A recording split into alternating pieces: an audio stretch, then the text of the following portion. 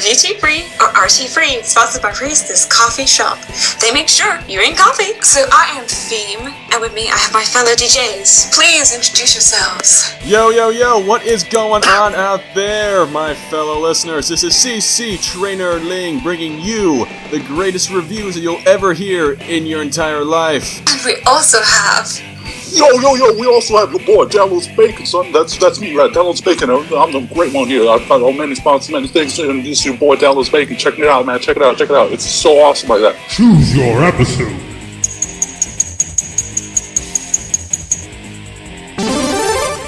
Two Peas in a Podcast. Well, we're live from Downtown City, the city that never sleeps. Yes. So, why don't you check out the episode? Check it out! Alright, my listeners, today's episode is Two Peas in a Podcast. The plot here is after watching Blythe's success in vlogcasting, the Biscuits try to create one of their own with financial incentive from their father. But when their ratings don't match their expectations, they decide to get Blythe to appear on the show in more ways than one. Meanwhile, at the day camp, the pets have a huge misunderstanding when Ling says she's moving away, and they try to make her last days with them as memorable as possible, even though Penny is racked with guilt in spite of the incredible treatment she's receiving. Oh well. We move on to our first positive. Our first positive of the review is Blythe Baxter. I guess I should start off with me positive about, Blythe, Blythe was Blythe. So that's good. Oh, we've learned in this episode that she has her own vlog. She talks about her fashion and her life in general. And she has a lot of followers to this vlog, I've noticed. Yeah. A lot. It's way too much. I don't know. To me, I was just like, wow, she's racking up like 1 million or so. Just damn. She's holding those internet people ransom for 1 million viewers. Just imagine if she started doing Let's Plays. Forget it. Oh my god. No. Oh my god. But yeah, so Blythe was awesome. We learned more about what she does in her spare time. I have no idea how she fits this in though, since what she's doing, at least she's at the pet shop, at the coffee shop, and volunteering at the old people's home, and then now she's doing this, at the same time doing pet matches. Jeez, this girl can do a lot. She really knows how to utilize her time, I guess, because she's just busy. She's a busy little bumblebee. I thought it was funny how she got angry at the Biscuits. That was funny. Yeah, it's always funny seeing her get mad when someone tries to call her tragic. I got Marty McFly vibes as soon as she said that. I always only thought of, nobody calls me chicken. or maybe like Patrick Star from that one episode of SpongeBob. Nobody calls me Tubby! Punch. You're supposed to let us win, remember? Like, oh wait, right. Starts beating herself up. Yeah, but it's good seeing that Blythe has this podcast that we never knew about until now, but considering that she has been passing on some of these lessons that she learned along the way to become a fashionista, considering that she gave this one little tip to one of her viewers, sometimes less is more, learn that back in Snipmates. See that? We're carrying into the next episodes, and I love it. Yes. I think Blythe usually stands out, at least to me. She becomes a little better when there's no Russell around, I can agree there. It's nice to see more standalone Blythe, because so far we haven't really seen much of that this season, in my opinion. It's mostly just been her and Russell together. It's nice to see her without Russell for a change. And nice to see her interacting with the Biscuits again, because Blythe and Biscuits, one of the best things, in my opinion, them interacting with each other. The little frenemy vibe they have going on. Yeah, it's really good that the Biscuits and Blythe were interacting in this episode, thanks to Francois blindfolding her and taking her to the mansion. It's kind of weird how she just, falls for this little internet thing that it's so secret that they won't even disclose the name. You meet Francois, just sounds like him, looks like him, but that dang beard, man, it just threw me off. Yeah, it just looks like him, talks like him, just doesn't give a like him. It might be the next. It's that beard, it's so convincing. I didn't even know it was Francois. Can the real Francois please stand up? Well, it's definitely true what they say, Francois is like the best butler. Yeah. Yes, but, takes Blythe to a disclosed location, whacks her in the back of the head, takes her there, turns out it's the Biscuits. I think that's a good time to talk about them Biscuit twins. Nope. Yes. Yeah, those The Biscuits. Those Biscuit twins. Oh man, they were awesome in this episode. Yeah, with their tiny feet and their large heads, pencil-thin necks. How does it even support the weight of it? Ow. Head. We get another Biscuit fourth wall break, which is really funny because I like seeing them do that. Like, I like seeing them do that in Steam, and I like seeing them do that here. That was really funny. I love it when the show points out the drawing style. Yeah. Because that just makes it so funny. Like, Blythe's always like, gosh, my frequency large head, and things like that. Like, I always find it really funny when the show itself can make fun of itself. Yeah. Did I joke too much about her giant head? I just love how they say that, and then their necks just go out like. Yeah, the faces, they're just like, and then they like straighten their heads up. It's like, they're like, ow. I really love it. I also love how once again the Biscuits are trying to get famous on the internet again, just like they did in What Meme Worry. Speaking of that, we got their the song. We got the little instrumental version of Twice as Cute in the background of them doing their vlogcast. Which nobody liked. Except Mrs. Twombly. We only had like one viewer there the entire time. Well, you know, her and Daddy. And you can just see on the side with all the comments and the emojis, thumbs down, garbage, you know, :P face. Well, of course, that was after when the Biscuit twins like Hung up on her. Yeah, they hung up on her because she was like, "Oh, you guys are bored. You guys should check out blah." They're like, I actually found that girl kind of rude and pissed up. No, don't you even say that. What? She kind of was. She was just being honest, you know? Although, yeah, I guess the Biscuits aren't the best at making a vlogcast, but she could have been a little more less rude about it, I guess. at least she wasn't like, "Hey, you guys suck." Oh, that's a good point. But her emojis say otherwise. Yeah, her emojis, like, if they were via text, or like if they were text, a lot of bad things would be said right there. Yeah. So, like, why don't you guys go yourself, dude?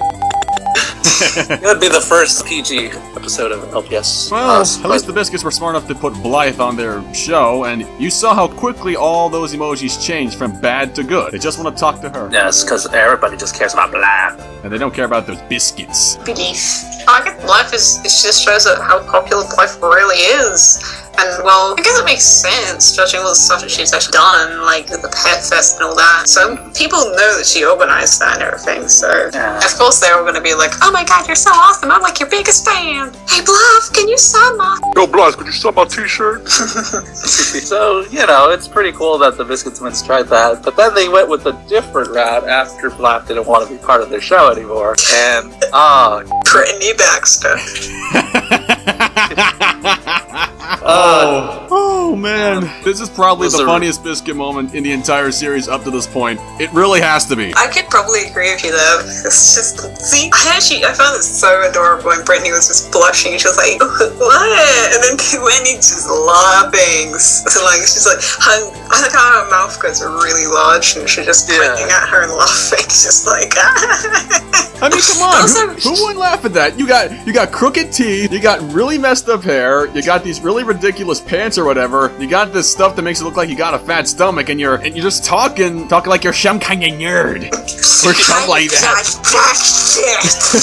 and then like when he starts laughing, and Brittany's just like, "You're such an asshole." Is that generally how they think that she looks and sounds? Because I guess for them, this is probably normal for them to view Blythe like this. I'm just surprised that they didn't go one step further and try to make her face look even horrible, because just looking at her face just from afar, it really does look like she just sort of has like a little bit of a pizza face, you know? It's like a Papa John's pimple party.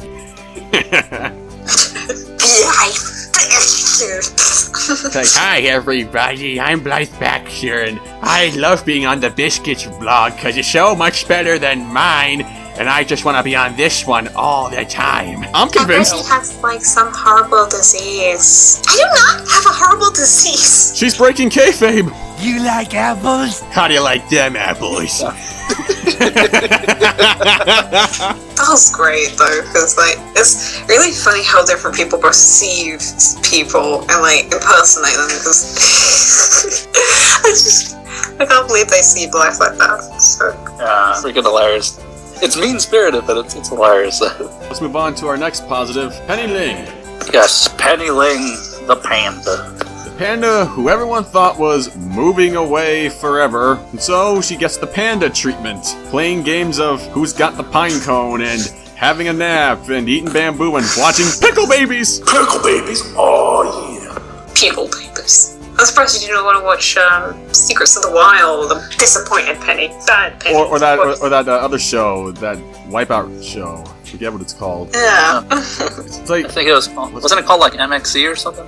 no, it's that like they like the pets compete for that golden cup or whatever. So apparently she has 3 favorite TV shows ever. Yes. Yes. We all know the best one. Secrets of the Wild. Favoritism. Rheumatism. I don't know why I said that. Rheumatism. And this episode shows that she really does have friends who really do care when it turns out that she's going away. They're like, oh man, I hate it when Penny-Ling used to do this, but now that she's leaving, I'm gonna miss it more than ever. I'm gonna miss you, Penny-Ling. A lot. Like, this much. Like, you're not seeing it, but like, I got my arms kind of spread out to like a good distance, like this much. Yeah, spread out that huge. I mean, it's not actually that big, but it could be. And one of my favourite parts about the Penny-Ling plot, I got to be that weird dream sequence with them that's floating heads coming out of the water. I was just like, what? And like it was like the face to Minka pulls is just adorable. I'm sorry, that sad face. It's just one of the cutest things ever. Or sad face. I really liked the visuals. Like, it was so dreamlike, and it was like really. It reminded me of something, but I really can't think of it right now. But it looks really good. It's like stars and the pets just creepily coming out of the water. And I like how it transitioned back to like reality. You don't know floating heads. Heads in the water, floating out the sky. Well, that's just the guilt getting to her. Yes, the guilty tango. Stop it. Yes, Penny-Ling was having the guilt. The guilt. Yeah, she probably could have avoided that guilt if she just told the truth, but even though we had some pets ask her about what it was, it's always that shyness that always stops it. So, I kind of feel bad for Penny in this plot. I think we all kind of feel bad for her. We all do, because I think we've all been in that position where, you know, there's something big going on, at least speak to us, misunderstanding, and then you try to tell the truth, but then it's like, yeah, we're just getting treated real good. Let's just enjoy it. Yeah, and again, I've read too many things where they're thinking that it doesn't sound like Penny-Ling, but me and Penny-Ling, we kind of have a lot of things in common, and I really see this kind of being something that she would do. You know, she really wants to tell him, but of course, I mean, it's nice. I mean, she's never really had this. I mean, usually, if she wants to watch her shows, everyone's always like, oh, not that show, or you want to play this game? Not that good. You want to do this? No, I don't want to do that. So for Penny-Ling to have that day or that moment where, you know, people want to do the things that she wants to do, that's awesome. That's like choosing a place that you want to go eat with your family, and they actually all are like, okay. It's like, wow, really? Oh, awesome. I love this place. It's like with me and trying to go to like Burger King. It's like, I want to go to Burger King with my folks, and most of the time it's no, we don't want to go. No, let's go somewhere else. But if they found out that you were moving to a different state, yeah, it's like, hey, let's all go to Burger King. You're like, yes. Yeah, that'll show them. Yeah, well, you know, but you get the idea. It's like, yeah. You know. I think it worked quite well for Penny-Ling. Like, it's also showed how her friends actually did kind of take her a little bit for granted. Like, even if they didn't realize it, but because Penny-Ling's so shy and stuff, that she doesn't really have her voice heard as much as like characters, like a character like Zoe, for example, who's really out there, and the character like Pepper, who's really out. They're all like most like Pepper, Minka, and Zoe specifically are all like really out there. So poor Penny's probably, you know, gets a little bit overshadowed by some of them at times. Yeah, because Penny-Ling is, how can I say, she's not loud and she's not assertive. If she was, then this would have been probably over. Like, they're doing all this, guys, seriously though, I am moving, but it's just to another location. Oh. I don't know, like, basically, you know. I think it was quite relatable because like people just randomly doing nice things for you, and the way they take you for granted, it's just nice to have people, you know, treat you in a good way and do things that you want to do for a change, especially if they just don't really let you do that. But in the end, everyone came together after the big misunderstanding was resolved, and we all cried happy tears, or were those tears created by the onions that Mrs. Twombly was eating? As we transition to my bae Twombly. Yes. Oh, well, Mrs. Twombly, she wasn't really in this episode all that much, but the bits that she was in were really hilarious to me, at least, because of her eating onions to cure cold or something. She's not really good at handling diseases, is she? Yeah, she does it like with natural remedies. We have seen this in several other episodes. And her just crying like that, because when I first watched this episode and I heard Miss Twombly crying, I was just like, wait, what? Why is she crying? But no, don't cry, Twombly. Why are you crying? I was the onions and I was just like, wow. I was like, the bit that really, the two bits with Twombly that really made me like just laugh really hard was at the end of the episode when she like walks out and she goes, so I cry at the end. I was like, what the? That was really funny. But the other bit was not even involving the onions, was in the vlog where she's like, Littlest pet shop, Littlest pet shop, Littlest pet shop. Yeah. Her own form of product placement. Product placement with Littlest pet shop. That was adorable. I loved it. Well, yes, we can love the Twombly, but I really wasn't much in love with Fisher in this episode. Just hear me out on this one. Fisher was saying that if his girls can get enough views and enough time to sponsor larger than a pet shop, he'll give them a raise in their allowance. And as I saw in this episode, yeah, that's what they were doing. They were getting a lot of views, well, at least some of the weird ones. Even though they weren't tuning out, they were still there, and they were plugging in large as ever as much as they could. But then Fisher says that they're doing what, he would have probably done if he was their age, and he doesn't want them to reap the benefits of being like him. And that's where I kind of got confused. Because in previous episodes, as we've all seen, Fisher teaches the girls to be sort of just like him, this ruthless business person, trying to get ahead no matter what it takes.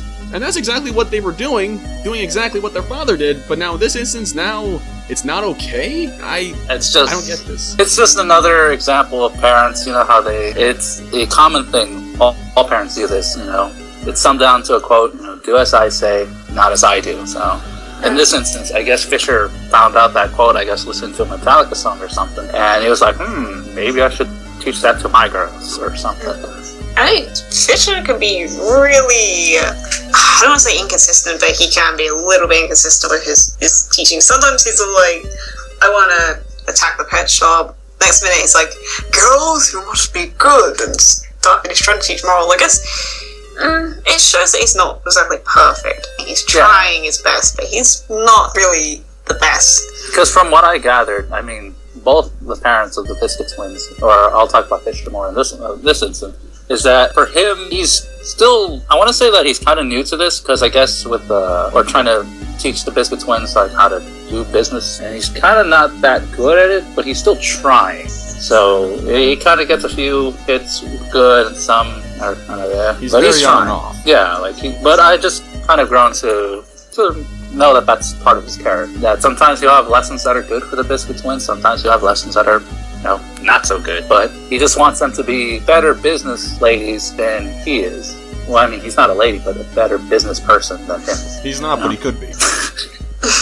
Yeah, but he just wants them to be better than what he was, Yeah, perhaps that's somewhere like up the truth for Ali somewhere, but yeah, I just think that if he's gonna really, stick to his business ideas, he needs to stay consistent with them, at least to the point where you can actually, believe that he's really, giving out some good lessons here, not just say, oh, this business idea is good, but then this one isn't. It's just something that I feel he needs to be a bit more consistent with, because it just gets too confusing after a while. No, like I stated earlier, I think it works for his character, especially since he's, again, it was due to the start of this series that he started being more attentive to his girls, so yeah, now he's trying to, should I have said this? Should I not have? He's still unsure of himself, and I think that's the thing that is with this character here, and that's why he had this lesson, and that's why he comes off as inconsistent. So, now that's my 2 cents on that. I don't see it as a fault as much as it's just, the man's trying, Or is he? You decide. Well, everybody, it is Feem, and my final force will begin now. Well, this is one of those really great episodes. I really liked this one, watching it. Actually, preferred it second watch than this first watch I had with it. It was funny. There were some funny moments with the Biscuit twins. Mrs. Twombly has some really cute moments. Yay. And it was nice to see Penny get a plot, which is good. That's a plus. Because she hasn't really had many plots this season, except Papa the Panda, so it's nice to see another pet in focus that isn't Russell. But yeah, so I don't really want to babble on too much, since I think basically everything I wanted to say has really been said, so I'll just sort of lean on to the final score. Rewatching this and talking about it again, I would have to give this a 9.99 out of 10. There's just something, I just can't figure out what, but something slightly preventing it from being a 10 for me for some reason. I don't know. Maybe it was Fisher, perhaps. I don't know. 2 Peas in a podcast. I'll say it's probably one of the craziest episodes I've seen in a while, at least for the Blythe/Biskit plot. Seeing that Blythe has a very successful podcast is something that I think is very well appreciated, and seeing the Biscuits trying to once again get famous online is, again, very appreciated. The way they got to their sort of fame with Britney Baxter was the craziest part of the episode, craziest Biscuit moment ever up until this point, and it's just pretty memorable as of the second half of the season. So let's try to make more memorable moments happen. Speaking of memorable moments, yeah, the pets trying to make Penny's last days memorable. Yeah, I know, Penny should have been more open about it, but she's the shy one, so I understand. Even though they asked her several times what she wanted to say, she just couldn't really say it after all that attention she was getting and other people interrupting her, so I get it. And although I do feel like this could have been the one time where she could have had her own personal song, maybe her own guilty tango song about not coming forward about this stuff, so a little bit of a missed opportunity, but not too bad. So overall, besides my little nitpicks on Twombly, Fisher, and all the other miscellaneous things, it's really not a bad episode, so I'll give it a 9 out of 10. It definitely tried. As for me, I guess if I can keep it short and sweet, possibly, is that I really did like this episode. I actually love this episode. For some reason, when you got the Biscuit twins, they seem to steal the show, and they seem to make these episodes better. Like, when the Biscuit twins are there, at least in my personal opinion. So, for this episode, I love the facial expressions. I love everything. I understand, like, just why they went with the route that they did, you know, with Fisher, or the dreaded onions, or whatever. So for me, since I can't find anything really to have a fault or complaints or anything to go against, I'm going to give this episode a solid 10 out of 10. Really awesome one, and I think everyone should check it out and, you know, really enjoy an amazing episode. Well, everybody, this has been Review Team 3, or RT3, as we like to be called also, but yes, so this has been Feem.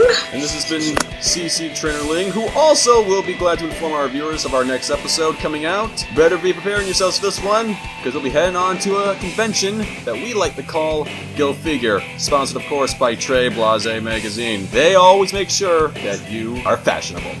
And of course, you can't forget about me. So, my fellow Jays, this is RT3 signing out. Also, I guess you'll see you in the next review. So, until then, peace out, home slices. Cheerio, darling. Yo, and of course, we'll be seeing you and you in the next episode. So thanks, and say it with me now. Thanks again.